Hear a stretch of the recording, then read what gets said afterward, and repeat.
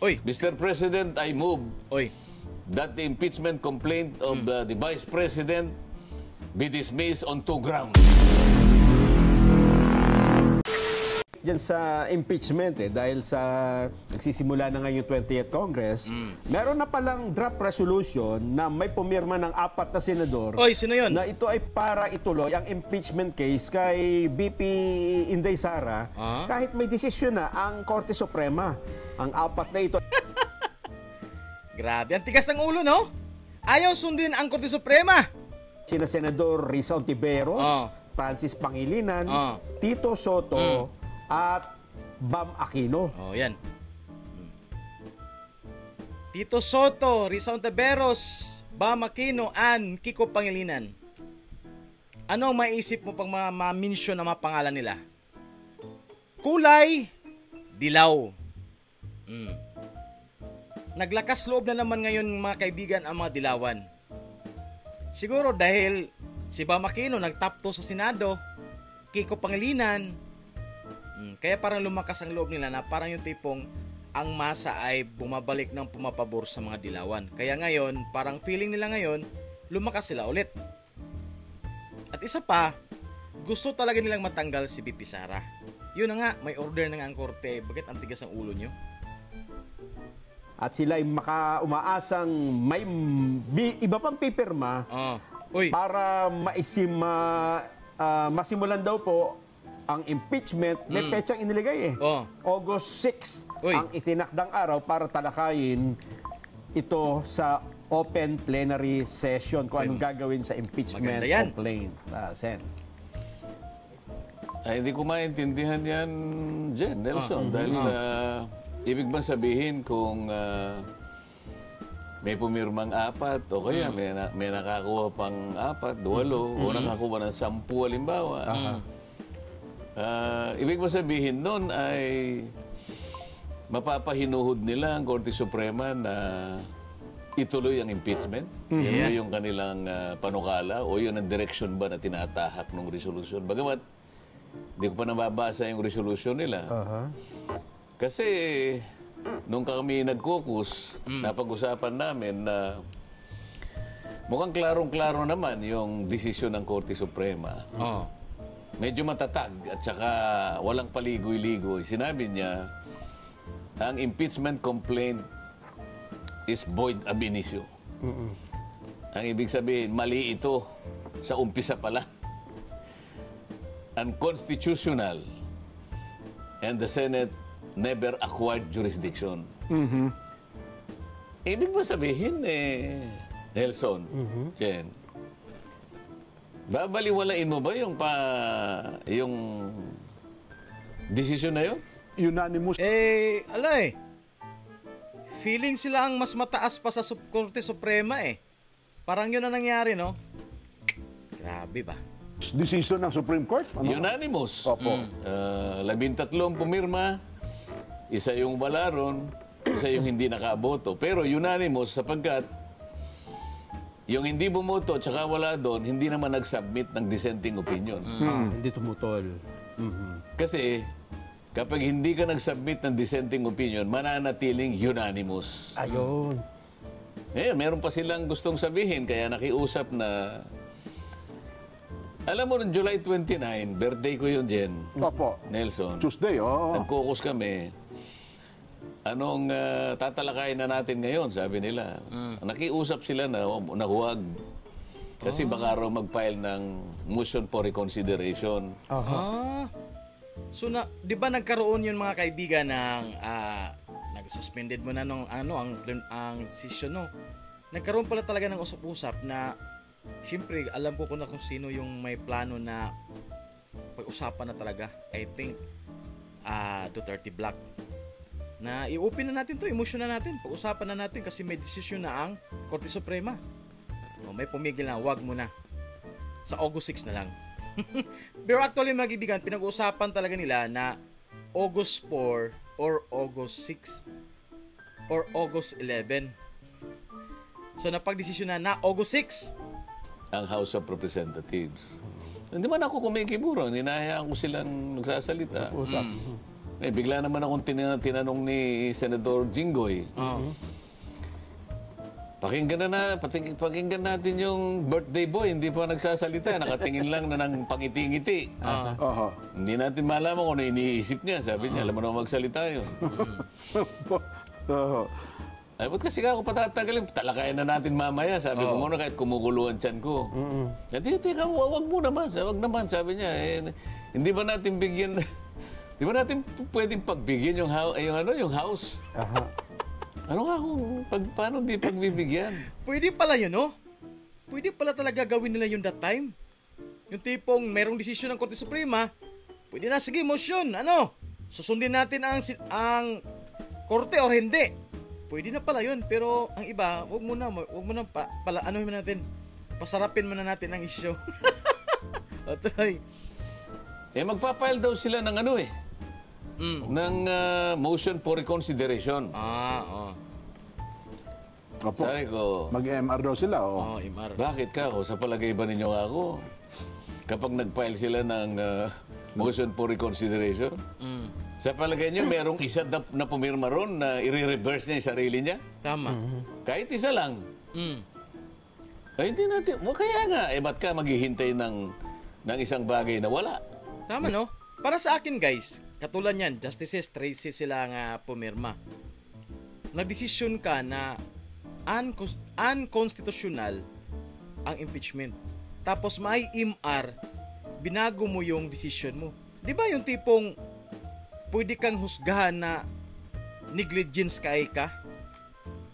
Napaka-negligence mo dahil nagbago ka ng desisyon o ng husga. Kaya imposibleng magbago, no? Imposible. Diba?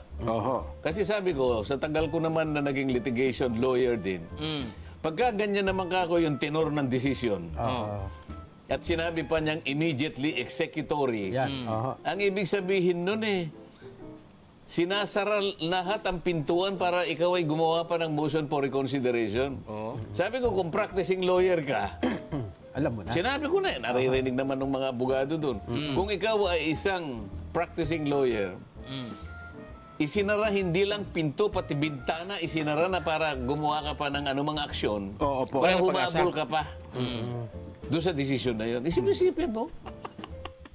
Pahin na lang judgment ng niniligawan. Ganon yung ibig sabihin ni Senador Marcoleta. Gusto pa rin nilang manligaw kahit binastid na. Nakalak na nga ang door pati ang bintana kasi na hindi na nga welcome ang inyong pagharana. Pinipilit pa rin. Tuloy natin. Void ab initio. Unconstitutional. Sabi niya gano'n. The Senate never acquired jurisdiction over it. Tapos, Immediately executory. Unanimous. Ewan ko kung sino matibay-tibay naman ng dibdib ng abogado na pupunta ka pa ron o palagay mo na lang. Meron, Senador. Yung apat na abogaduhan. May isang abogado doon.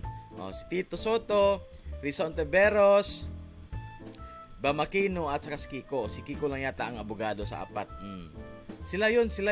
Senador Marcoleta, sila yun. Mga dilawan, Supreme Court. Palagay mo lang, nakakuha ka ng isa. Dalawahin mo na kaya. O gawin mo ng, ano ba yung majority ng 15 sila? 8, Walo. Nakakuha ka na ng 7. Hindi mo pa nakuha yung majority. Wala, kulang pa rin. Yun lamang isa Hirapan. Yun lamang isa baka mabigat yun. Totoo nga. Sino sa kanila ang i-reverse niya yung sarili niya sa harap ng kanilang pagkakasundo? Isip-isipin mo, bawat isa sa kanila, isa yung kaisipan. Nakita nila Totoo po. O nakakuha ka ng 7 halimbawa, marireverse. Hindi pa rin. Para ma-reverse mo yun, 8 makukuha mo. Isa nga, hirap ka na Ano pa hihintay na? Nag-speculate naman kayo. Hindi ka, kaya na pagbigyan mo na. Pagbigyan mo na. Tama, klaro naman na wala talagang pag-asa pero namimilit pa rin yung 4. Sabi ni Senador Marcoleta, pagbigyan na lang natin. Okay, sa August 6 daw, guys. Sa August 6, ipasa ang resolusyon na yan. So, magkaroon yan ng mga pagdidebate, mga kaibigan. Kaya abangan natin yan sa August 6. Tsaka I'm sure dyan din mangyari. I think, so resolution, pagbubutuhan nila yan. So, anong decision? Then, baka dyan din matapos o magkaroon ng benediction ang Senado kung tutugon sila sa Korte Suprema o hindi. I think hindi nila hintayin kung ano ang desisyon ng Korte sa MR na ipapasa ng Kamara. I think hindi na siguro. So yun na nga. Magdesisyon ng Senado, may MR na nakabinbin, maging mapanis. Mapanis ang MR, I think. Kasi, for example, pa komplikado, no? Ano lang ang gamit ng MR na yon kung may desisyon na ang impeachment court? Ang Senado, meron na okay, sundin natin ang desisyon ng Korte Suprema. Ano magagawa ng MR dyan? Sige, yung isa, August 4, sabi nga, hindi, August 11. August 6 daw po na pagkasunod. Hindi nga, makinig muna nga. Opo, August 4, Lunes ata yun eh. Opo. Ade, tumawad yung isa. Di nga kasi, baka nga magano ng motion for recon eh. Pwede ba kanyang August 11? Oho. Nung tinignan ko yun, nakita nila na medyo aangal na ako. Opo, sabi naman nung isa. Opo. 6 na lang. Ayan. Para, angal. Para hindi mag-object si Senator Marcoleta. Ayan. Sabi niya, Senador, kasi kaya gusto ko ng 6, ganito yan. Ang August 6, Wednesday. Ang August 4, Monday. Opo. Kung babanatan natin ang August 6, siyempre, debate ito eh. Oho, nako. Magkakasamaan tayo rito ng law. Magkakainitan tayo rito eh. Ayan. Opo. Kinabukasan. Baka magkasakitan ng loob tayo rito eh. Kinabukasan kanya, walang pasok, Huwebes, Biyernes, Pahinga muna. Sabado, Linggo, Humupa na. cooling off period. Ayun. Sige, sabi ko, papayag ako, hindi dahil sa inihintay ninyong mag-file ng motion for reconsideration. Mas gusto ko yung sinabi niya na cooling off period. Kaya napunta ng August 6. Ayun. Yan ang tunay na pangyayari dyan. Yun pala. Kumbaga mga kaibigan, sinakto na pag-usapan na August 6 kasi nga matinding debatihan so magkakainitan. Mainit ang ulo. Din kinabukasan Huwebes din Friday, di ba wala silang ano? I think sa Huwebes wala, tapos Friday wala. Wala silang session. So, tama-tama. Kasi kung sa Lunes, grabing bakbakan, mainit ang mga ulo. Then pagka Martes, makita sila eh. Maganda yung after ng mainitan, kinabukasan hindi makita. Marelax mo na ilang araw. Then balik na naman sa Monday yung session nila. Matayo ko sabihin ito dahil caucus kasi naman yung isa doon, kalahin mo nagpa-interview, binanggit niya, Uy. Kanina nga kanya, kung di ko napigilan, kung di ako namin napigilan gusto niya, i-dismiss niya naman kanina kanyang yung July 29. Hala, guys. Dismiss na daw. Sino kaya yun? Senator Bato? Bongo o si Ruben Padilla? Kasi gusto na talaga nila, kasi ano na eh, para matapos na din makapokus sila sa kanila mga panukalang batas, no? Sino kaya yun? Nakiusap kami. Hindi niya dapat binanggit kung... Ayun. Sana man lang tayo, hindi tayo nagbabanggit ng pangalan. Dahil hindi niya nagbanggit ng pangalan. Opo. Dapat walang ganun. So yun ang tunay na pangyayari dyan. Kasi naman, meron na kasi mga taong nagpapalakas ng loob na. So, no? Wait lang, hindi ko maano sino ba ang minimension ni Senator Marcoleta doon? Yung kabilang grupo or yung kagrupo na yung Duterte Block? Na parang, tuloy na natin. Ngayon na natin pag-usapan yan. Parang hindi yata. Okay. Sige, tuloy natin.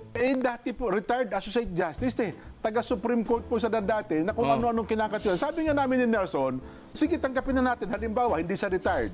At halimbawa, nandun siya, miyembro siya ng Korte Suprema ngayon. Bumoto siya ng kontra.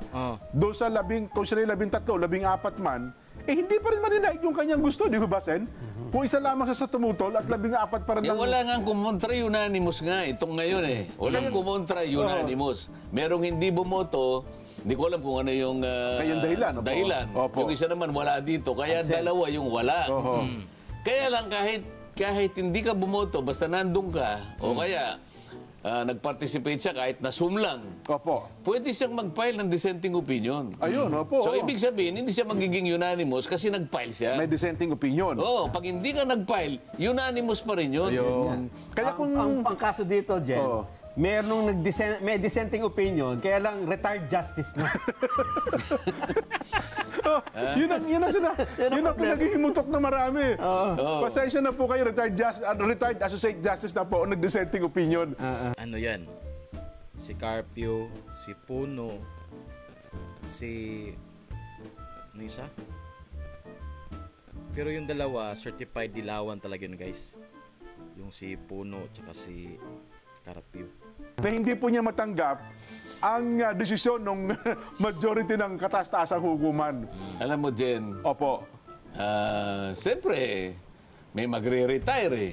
Opo naman. Kasi merong retirable age naman sa ating kataas-taasang hukuman. Yung high court natin, parang hanggang 70 yata dyan, ano? Kung tama ako. So, pagka magse-70 ka na, sayang mo sa gusto, ikaw ay Retire. magre-retire. Di ba? Ngayon, hindi ka naman binabawalan na magpahayag ng sarili mong opinyon. Lalo na nga yung mga iginagalang dati dyan, sapagkat yung iba riyan naging Chief Justice pa ng ating kataas-taasang hukuman. Yung iba naman, mga senior justices ng kataas-taasang hukuman, na hanggang ngayon ay talagang kinukunan ng opinyon, sapagkat siyempre marami pa rin ang naniniwala na may kakayahan silang magpahayag ng kanilang sariling opinyon. Opo. Sapagkat importante namang usapin ito na kinabibilangan ng nating lahat, interesado ang lahat sa magiging kaganapan ng isyong ito. Opo. Kaya lang, nakalimutan nila, Jen, isa na lang ang magsasalita yung Supreme Court eh. Opo. Binigyan ka na ng pagkakataon na magpahayag ng sarili, pero hindi magkakaroon ng impluwensya yan. Tama. Doon sa sinabi ng Korte Suprema ngayon. Yun nga. Kumbaga mga kaibigan, kahit ano pang iyak mo dyan, walang bawal yan. Basta hindi mo lang bastusin ang Korte Suprema gaya sa ginawa ng tatlo na sina Larry Gadon, Richard Herdarian at saka yung si Sir Dania. Tuta daw ng Duterte ang presidente. Kaya sila kinasuhan ng indirect contempt. Di ba? So, ang ibig sabihin ni Senador Rodante Marcoleta, mga kaibigan, ay pwede kang magbigay ng opinion mo. Pwede mong sabihan ng korte na mali yan. Pero at the end of the day, mga kaibigan, agree ka man o hindi, ang desisyon ng korte ay final. At yun na yun. Yun na yun. Diba? Kaya kung ano pa man ang pinaplano nila dyan, MR, resolusyon sa Senado, MR sa Kamara. Pero, ganito ang senaryo dyan, mga kaibigan, ha? Okay. So, nagdesisyon ng Korte Suprema. Ano ang chances ng mga dilawan at saka mga Makabayan Black? MR. Okay? Bibigyan natin. Resolution. Okay. Meron pa silang pagdadaanan na dalawang mga kaibigan. Dalawang senaryo. Pag nasa Senado na, for example, napagbigyan na MR, okay, nabago ang desisyon ng korte. Pagdating dito sa Senado, mga kaibigan, hindi pa rin mawala iyang usapin sa kung ang 19th Congress tatawid sa 20th Congress, mga kaibigan. Sinabi yan mismo ni Senador Marcoleta, mga kaibigan. So, ang daming pagdadaan ng obstacle ng mga dilawan at Makabayan Black na to. Para mapatuloy ang impeachment na yan. So, ang dami. Pero dyan pa lang sa desisyon ng Korte Suprema, wala na silang pag-asa. Kung matuloy man, siguradong may magmotion sa Senado na hindi ituloy yan. Kasi nga may nilabag. So, hanggang iyak na lang muna ngayon talaga ang mga dilawan, mga kaibigan. Tuloy natin. Hindi mababago yun dahil sa kung ikaw ay retired Chief Justice ka. Nakapagbigay ka na ng opinion mo, okay na yun. Tama. Pero sana, kapag nagpahayag sila ng sariling opinion, hindi sana sa paraan na magsasabi sila na maaaring magkaroon pa ng parang pagdududa ang ating mamamayan sa katatagan ng ating mga institusyon. Yun ang dapat napakaingatan natin. Tama. Kasi kapag nagpahayag ka ng opinion, at yung opinion mo na yon ay bordering na doon sa maaaring pagdudahan ng kakayahan ng isang bahagi ng ating pamahalaan, sa akin palagay, hindi tama yun. Lalo pa nga katas. Posible. Kasi nga, katulad ni Carpio, mga kaibigan, dating Chief Justice yan, di ba? Nagkomento siya. Tapos narinig ng iba, uy, paniwalaan siguro natin to kasi dati naman tong Chief Justice. Ganun ba? Ma-influensyahan ba? Tapos, for example, matuloy ang MR. Tapos, merong justice na magbago ng desisyon. Mas larong masira ang credibility nila. Na yung tipong, ang justices pala, ay minsan nagbabago pala ng desisyon. May mali din pala sila. Parang ganun ba, no? So, yun ang dapat pakakaingatan na reputasyon ng Korte Suprema. Kaya dahil nag-iingat sila sa reputasyon nila, I'm sure para sa akin, hindi na magbabago ang kanilang desisyon regarding sa pagbasura sa impeachment ni Bibi Sara. 'Di ba? Kaysa sirain mo yung institusyon nyo, masira ang reputasyon ng institusyon ng Korte Suprema. Kaya tama yung sinabi ni Senator Marcolita na sana yung mga retired justices or Chief Justice, walang problema magkomento, pero wag umabot sa border ba sa na yun na nga, maimpluwensyahan ang mga tao na magkaroon ng mindset na wala pala tong korte natin. Ano pala din to? May kinikilingan? Wala na. Sira na ang natin, guys. Institution, kung ganun. The highest court, mawala ang credibility. Ano na lang mangyari sa Pilipinas, di ba? Ang hukuman sa, di ba?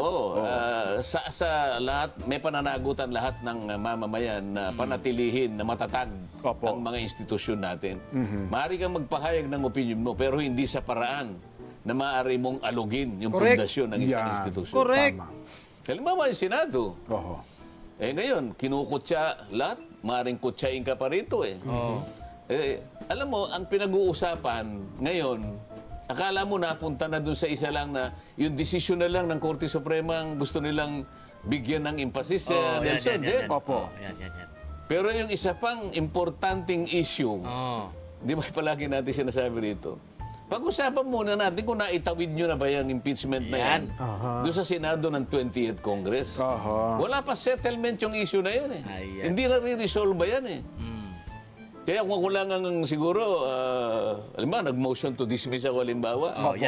Mr. President, I move that the impeachment complaint of the Vice President be dismissed on 2 grounds. Yan. Sana gawin ni Senator Marcolita yan, guys, sa August 6. Di ba magpasa ng resolusyon yung Dilawan? Sige. For example, mabasura yon. Hindi matuloy. Then, pasok agad yan. Motion. Mag-iiyakan talaga sila, guys. Mag-iiyakan. Yan yung tinatawag na the reckoning. Okay? Halimbawa. Hindi nyo na pa namin tinawid Yun ang una. Pangalawa, yung desisyon ng Korte Suprema. Wala tayong jurisdiction. Yun, ang mabigat. Di ba? Hindi mo na itawid.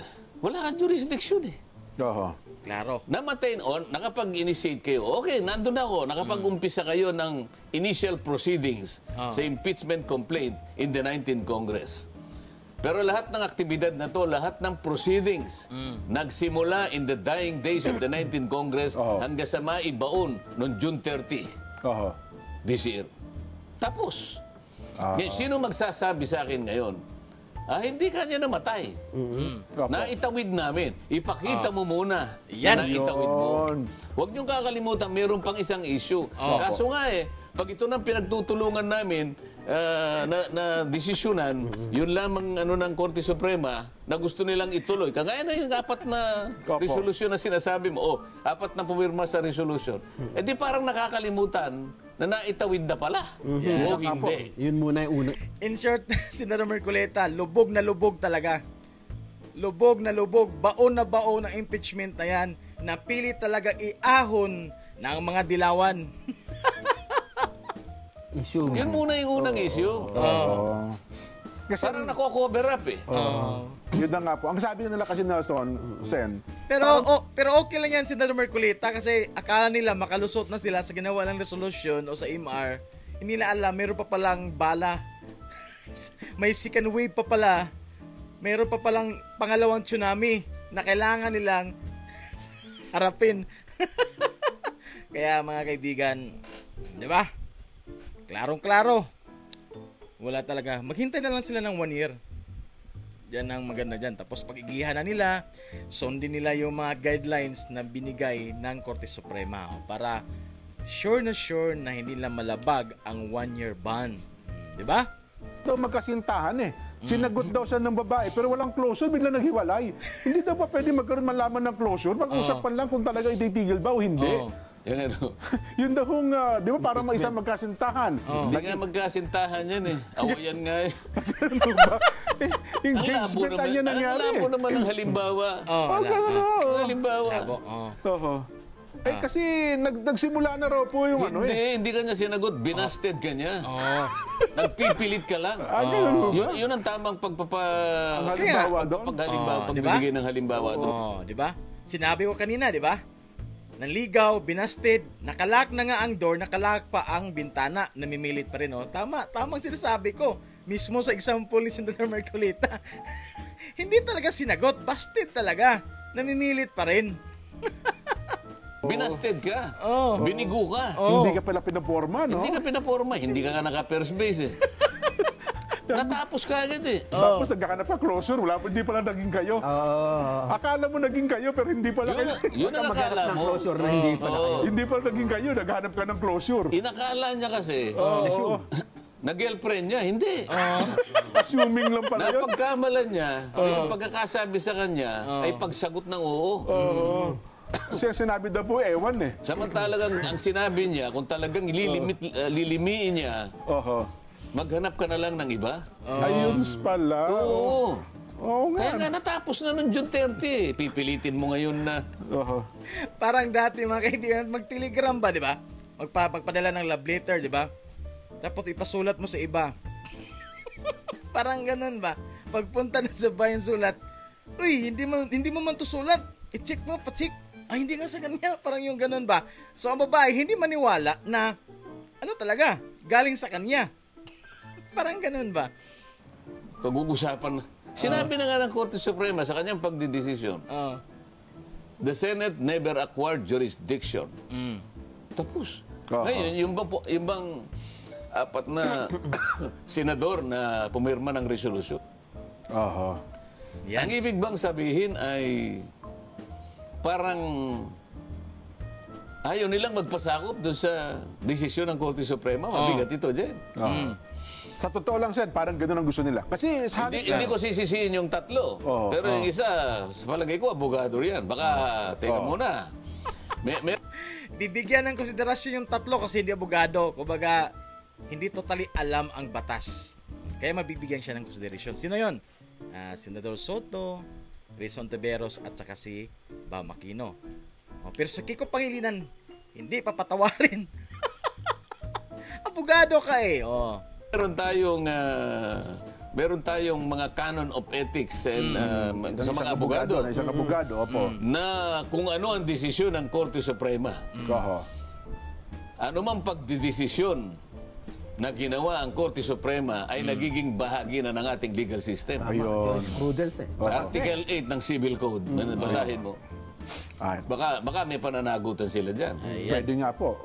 Balita, pwede silang ano dyan, mapanagot sa parang criminal offense ata yan, no? Isip-isipin mo. Kaya nga minsan may biro ngayon Opo. Ang mabigat ka sa Korte Suprema. Tama man ang desisyon o mali ang desisyon, Ay, opo. nagiging parte na ng kalipunan ng ating mga batas. Ang mga batas natin yan. Wala kang magagawa Tama. I-amend mo muna yung civil code. Sila ang may karapatan magpasya. Alisin mo yung Article 8 ng civil code.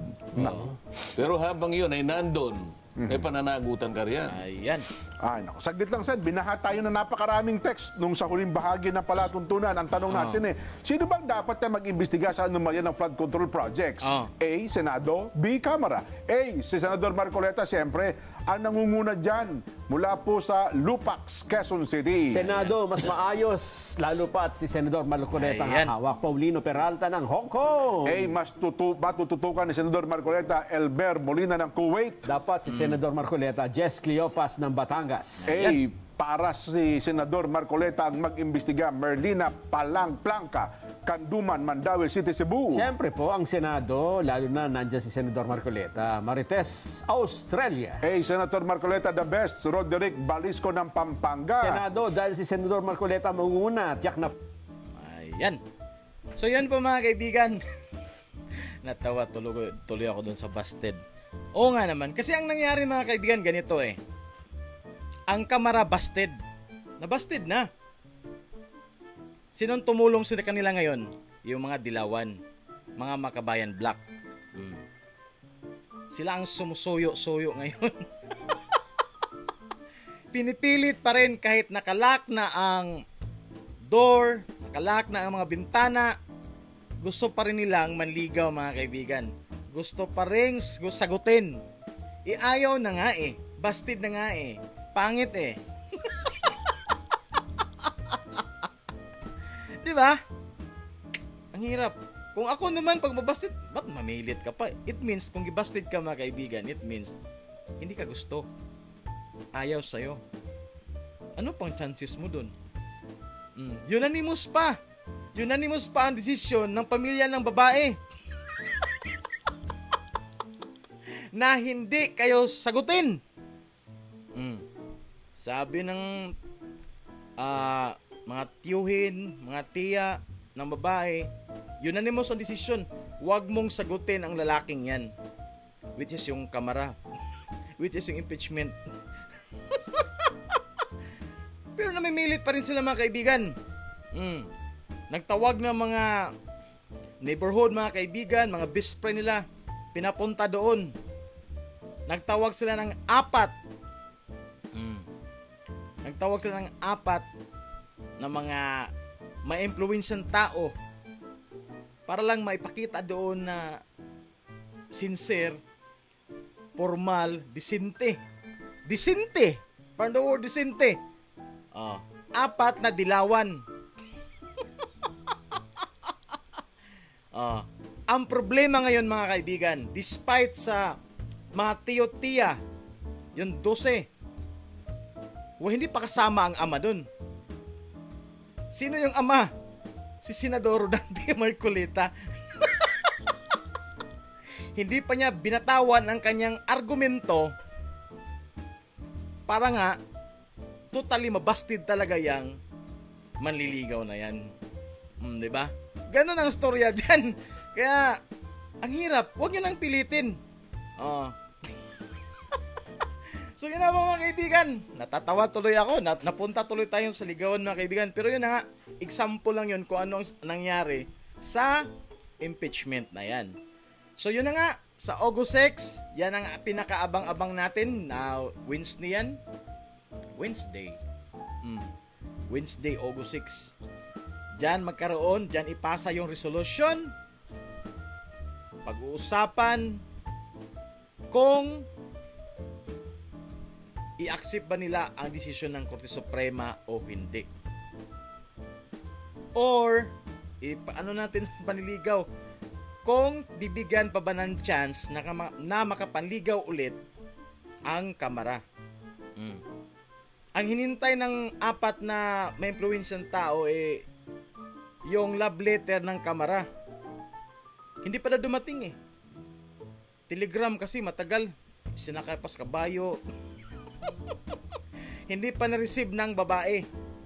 Sino yung babae? Yung Korte Suprema. O, diba?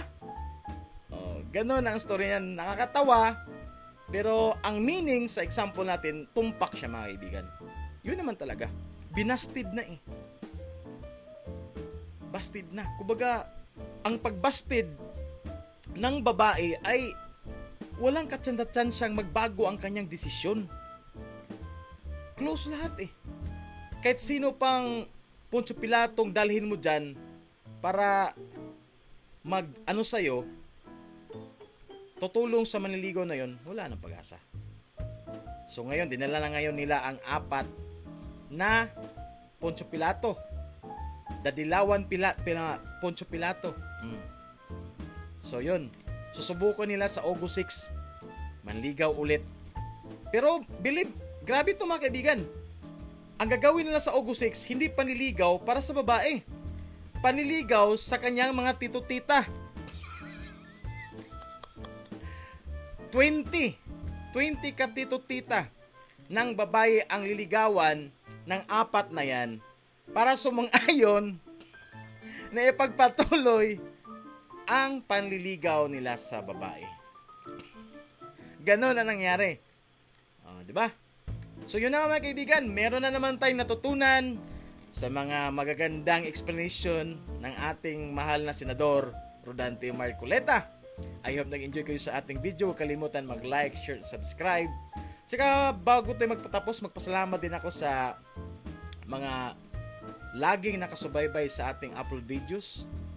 Alam ko nga iba dyan, nanonood lang, hindi nagko-comment. Pero thank you sa ulit-ulit, pabalik-balik sa channel.